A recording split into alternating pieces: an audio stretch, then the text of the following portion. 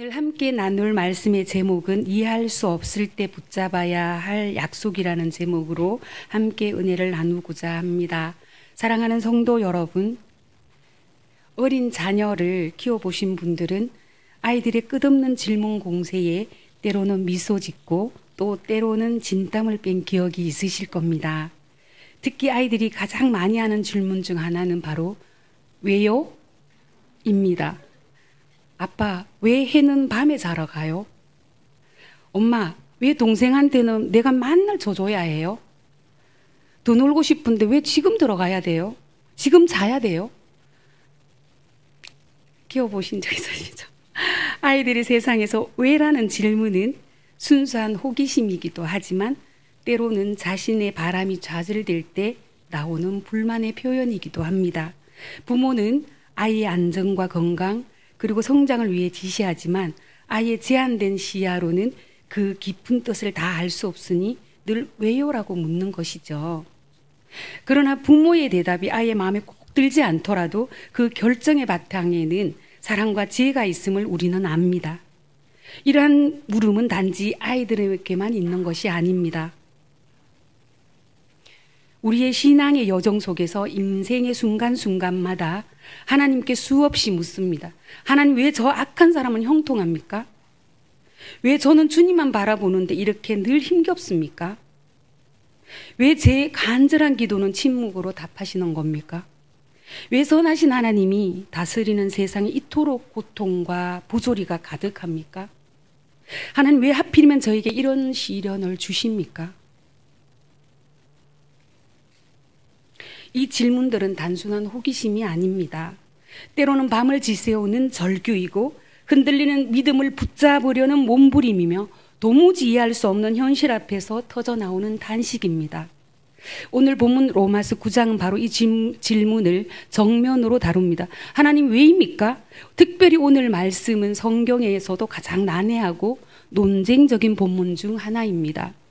하나님의 절대적인 주권과 선택, 그리고 인간의 책임이라는 풀 수 없는 매듭 같은 주제를 다루고 있기 때문입니다.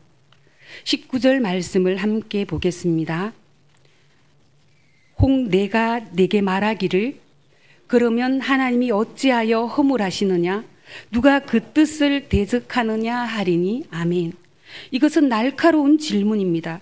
만일 모든 것이 하나님의 뜻대로라면 어떻게 인간에게 죄의 책임을 물을 수 있습니까? 하나님의 뜻을 거르는 자가 없다면 그 책임은 누구에게 있습니까? 성경은 이런 질문을 숨기지 않습니다. 오히려 우리 마음속에 정직한 질문을 그대로 기록해 둡니다. 그런데 놀라운 것은 하나님이 우리가 기대하는 방식으로 답하지 않으신다는 것입니다. 철학적인 논쟁이나 상세한 설명이 아닙니다. 대신 질문의 방향을 완전히 바꾸십니다. 20절의 말씀을 보겠습니다. 9장 20절. 이 사람아, 내가 누구이기에 감히 하나님께 반문하느냐? 지원받은 물건이 지은 자에게 어찌 나를 이같이 만들었느냐 말하겠느냐. 아멘. 이것은 억누르는 윽박이 아닙니다. 오히려 우리가 회복해야 할 관점을 알려주는 말씀입니다. 나는 누구이며 하나님은 누구신가? 나는 진흙이고 하나님은 나를 빚으시는 토기장이이십니다. 그래서 오늘 설교 제목이 이해할 수 없을 때 붙잡아야 할 약속입니다. 오늘 말씀을 통해 비록 이해할 수 없더라도 하나님의 주권 속에 감추어진 놀라운 긍휼과 약속을 붙잡기를 간절히 원합니다. 토기장이의 손길을 다 이해할 수는 없지만 그 손길이 나를 긍휼의 그릇으로 빚어가심을 신뢰하기를 소망합니다. 그리고 마침내 남은 자를 통해 구원을 이루시는 하나님의 약속이 우리의 흔들림 없는 소망이 되기를 바랍니다. 오늘은 이 말씀을 세 가지로 살펴보도록 하겠습니다. 첫 번째로 우리의 자리를 기억하라입니다. 오늘 설교의 첫 번째 핵심은 이해할 수 없는 질문 앞에서 우리가 붙잡아야 할 첫 번째 약속이 우리의 자리를 기억하는 믿음이라는 것입니다. 다시 한번 19절의 질문을 떠올려 보시기 바랍니다. 그러면 하나님이 허물하시느냐? 누가 그 뜻을 대적하느냐? 아멘. 이 질문은 지극히 인간적이고 또한 논리적으로 타당해 보입니다. 모든 결과가 하나님의 주권적인 계획 아래 있다면 인간에게 책임을 묻는 것은 모순 아닌가라는 항변입니다. 만약 어떤 작가가 소설 속 악역의 모든 대사와 행동을 다 정해놓고 마지막에 가서 너는 왜 그렇게 악하게 살았느냐 책망한다면 우리는 그것을 부당하게 느낄 것입니다. 바로 그와 같은 심정으로 인간은 하나님께 따져 묻고 있다는 것입니다. 그렇다면 이 날카로운 질문에 대해 사도 바울을 통해 하나님은 어떻게 대답하십니까? 우리가 기대하는 대답은 그렇다, 내 질문에는 이런 논리적인 허점이 있구나, 내가 설명해 주마. 하지만 하나님은 그렇게 말씀하시지 않으십니다. 오히려 묻습니다. 질문을 던지는 너는 누구냐? 질문을 받는 하나님은 누구시냐? 20절에서 21절 말씀입니다. 이 사람아 내가 누구이게 하나님께 반문하느냐? 토기장이가 진흙 한 덩이로 하나는 귀히 쓸 그릇을 하나는 천이 쓸 그릇을 만들 고난이 없느냐? 아멘. 사랑하는 성도 여러분, 이 말씀을 억압적인 입 다물라는 명령으로 오해해서는 안 됩니다. 이것은 혼란의 안개 속에서 길을 잃은 우리에게 다시 붙잡아야 할 기준점, 좌표를 세워주시는 하나님의 자비로운 음성입니다. 우리가 길을 잃는 이유는 어느 순간 내가 재판관의 자리에 앉아 하나님을 심판하기 때문입니다. 내 이성, 내 경험, 내 정의감으로 하나님의 일을 평가하고 점수를 매기고 있다는 것입니다.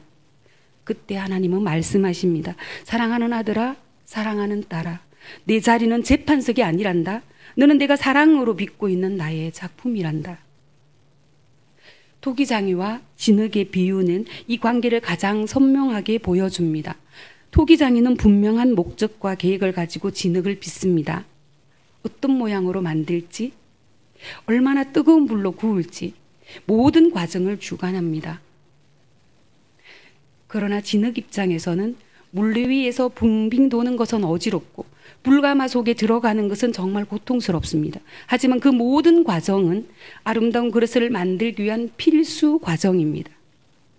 성도 여러분, 우리가 이해할 수 없는 고난을 겪을 때 그것은 마치 토기장이의 손이 우리를 강하게 누르시는 순간임을 기억하시기 바랍니다. 기도에도 길이 열리지 않을 때 그것은 아직 불가마 속에서 인내하는 시간입니다. 그때 우리가 해야 할 일은 항변이 아닙니다. 주님은 토기장이이십니다. 저는 주님의 손에 있습니다. 주님의 선하신 뜻대로 저를 빚어주시옵소서. 바로 이것이 우리의 자리를 기억하는 믿음입니다. 우리의 한계를 인정하고 하나님의 주권을 신뢰하는 것. 이것이 바로 이해할 수 없는 문제 앞에서 평안을 얻는 첫걸음이며 우리가 붙잡아야 할 첫 번째 약속입니다. 두 번째 나눌 말씀은 주권의 목적, 긍휼의 영광을 바라보라입니다. 우리가 토기장이신 하나님의 주권과 우리의 자리를 인정했다면 자연스럽게 두 번째 질문으로 넘어가게 됩니다. 그렇다면 그 토기장의 목적은 무엇인가요? 그분은 과연 무엇을 위해 어떤 그릇을 만들고 계시는가? 만약 토기장이가 변덕스럽고 악한 의도를 가진 존재라면 그에게 나를 맡기는 것은 소망이 아니라 절망일 것입니다. 그러나 성경은 하나님의 주권이 차가운 독재나 변덕이 아니라 분명하고 영광스러운 목적을 향하고 있다고 선포합니다. 우리가 붙잡아야 할 두 번째 약속은 바로 하나님의 주권이 긍휼의 영광을 드러내기 위함이라는 사실을 바라보는 소망입니다. 22절과 23절은 한 문장으로 길게 이어지며 이 영광스러운 목적을 설명합니다. 만일 하나님이 그의 진노를 보이시고 그의 능력을 알게 하고자 하사 멸하기로 준비된 진노의 그릇을 오래 참으심으로 관용하시고 또한 영광 받기로 예비하신 바 긍휼의 그릇에 대하여 그 영광의 풍성함을 알게 하고자 하셨을지라도 무슨 말을 하리요? 아멘. 조금 복잡하게 느껴질 수도 있지만 핵심은 이것입니다. 하나님께서는 진노의 그릇과 긍휼의 그릇을 두 종류의 그릇을 통해 당신의 성품을 나타내신다는 것입니다. 먼저 진노의 그릇이라는 표현 때문에 마음이 불편한 분들이 계실 겁니다. 그러나 본문이 강조하는 것은 그들의 멸망 자체가 아니라 그들을 오래 참으심으로 관용하셨다는 사실입니다. 하나님은 죄에 대해 즉각적으로 심판하지 않으시고 오래 참고 기다리셨습니다. 그분의 진노와 능력을 보여주시기 위함이지만 더 중요한 목적이 있었습니다. 바로 23절 긍휼의 그릇에게 베푸실 영광이 얼마나 풍성한지를 알게 하기 위함이었습니다. 이는 마치 금은 벨벳 천 위에 다이아몬드를 올려놓는 것과 같습니다. 다이아몬드의 찬란한 빛은 어두운 배경이 있을 때 더욱 선명하게 드러납니다. 마찬가지로 죄와 심판이라는 어두운 배경이 있기에 우리를 구원하시는 하나님의 긍휼과 자비가 얼마나 눈부시고 값진 것인지 깨닫게 되는 것입니다. 만약 모든 사람이 본성적으로 선하고 구원받을 만하다면 구원은 당연한 권리가 되고 말 것입니다. 결코 감격스러운 은혜가 될 수 없습니다. 하나님께서 진노의 그릇을 오래 참으신 것은 바로 긍휼의 그릇을 향한 그분의 사랑이 얼마나 깊고 풍성하며 영광스러운지를 온 우주에 보여주기 위한 거대한 무대 장치와도 같습니다. 그렇다면 이 놀라운 사랑의 대상, 영광의 주인공인 긍휼의 그릇은 과연 누구입니까? 24절은 그 답을 명확하게 알려줍니다. 이 그릇은 우리니 곧 유대인 중에서뿐 아니라 이방인 중에서도 부르신 자니라. 아멘. 사랑하는 성도 여러분, 바로 오늘 이 자리에서 예배하는 우리 자신입니다. 우리는 본래 하나님의 백성이 아니었고 약속의 바깥에 있던 자들이었습니다. 그러나 토기장이신 하나님께서 영원 전부터 계획하신 그 영광스러운 프로젝트의 주인공으로 긍휼의 그릇으로 우리를 빚으시고 선택하여 부르셨다는 것입니다. 따라서 우리는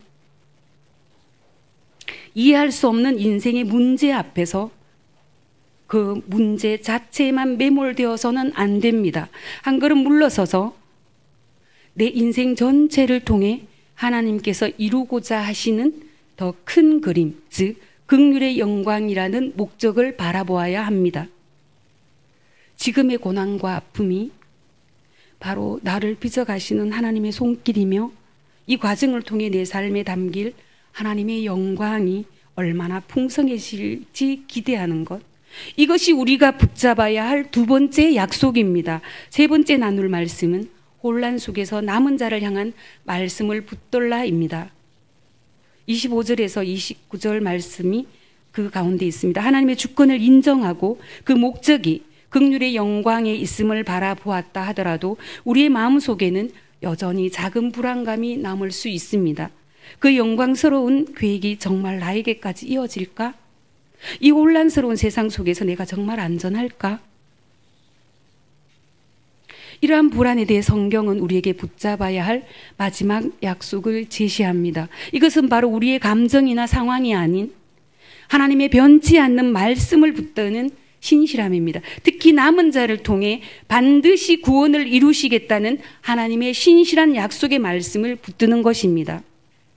사도 바울은 하나님의 주권적인 긍휼이 단지 자신의 신학적인 주장이 아님을 증명하기 위해 우리가 잘 아는 구약 성경의 말씀을 연이어 인용합니다. 25절과 26절에서는 호세아 선지자의 글을 가져옵니다. 내가 내 백성 아닌 자를 내 백성이라, 사랑하지 아니한 자를 사랑한 자라 부르리라. 너희는 내 백성이 아니라 한 그곳에서 그들이 살아계신 하나님의 아들이라 일컬음을 받으리라. 아멘. 이 예언은 당시 이스라엘에게는 충격적인 말씀이었습니다. 왜냐하면 하나님께서 언약 밖에 있던 이방인들을 불러 당신의 백성과 자녀로 삼으시겠다는 파격적인 선언이었기 때문입니다. 그러면 이 말씀은 우리에게 무엇을 말해줍니까? 우리의 구원이 혈통이나 자격, 노력에 근거한 것이 아니라 불가능한 일을 가능하게 하시는 하나님의 주권적인 선언과 약속에 근거하고 있음을 보여줍니다. 우리가 붙잡아야 할 것은 바로 이 약속의 말씀입니다. 더 나아가 27절과 28절에서는 이사야 선지자의 외침을 인용합니다. 이스라엘 자손들의 수가 비록 바다의 모래 같을지라도 남은 자만 구원을 받으리니. 아멘. 이 말씀은 유대인들에게도 또 다른 충격을 주었습니다. 아브라함의 자손이라는 혈통이 구원을 보장해 주지 않는다는 것입니다. 바다의 모래같이 수많은 사람 중에서도 오직 하나님께서 은혜로 남겨두신 남은 자만이 구원을 얻는다는 것입니다. 이는 구원이 처음부터 끝까지 하나님의 은혜로운 선택에 달려 있음을 다시 한번 확인시켜 줍니다. 그리고 마침내 오늘 본문의 결론이자 우리가 붙잡아야 할 약속의 핵심이 29절에 등장합니다. 또한 이사야가 미리 말한 바 만일 만군의 주께서 우리에게 씨를 남겨두지 아니하셨더라면 우리가 소돔과 같이 되고 고모라와 같았으리로다. 아멘. 사랑하는 성도 여러분, 이 말씀을 깊이 묵상해 보시기 바랍니다.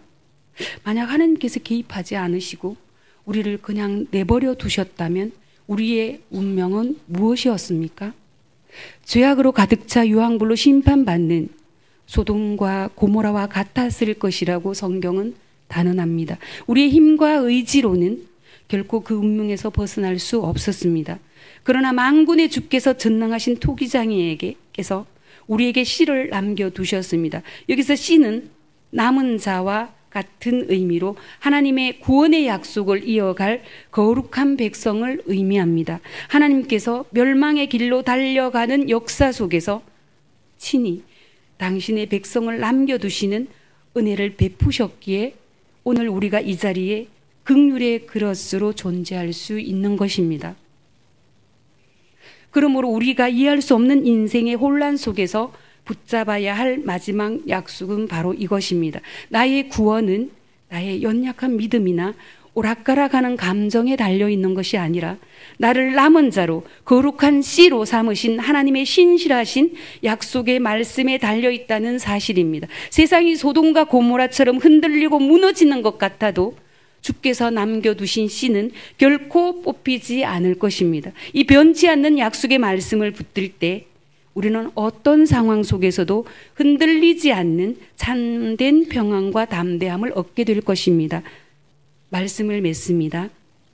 우리는 이해할 수 없는 인생의 질문 앞에서 붙잡아야 할 세 가지 약속을 살펴보았습니다. 첫째로는 우리는 토기장이신 하나님 앞에서 피조물은 우리의 자리를 기억해야 합니다.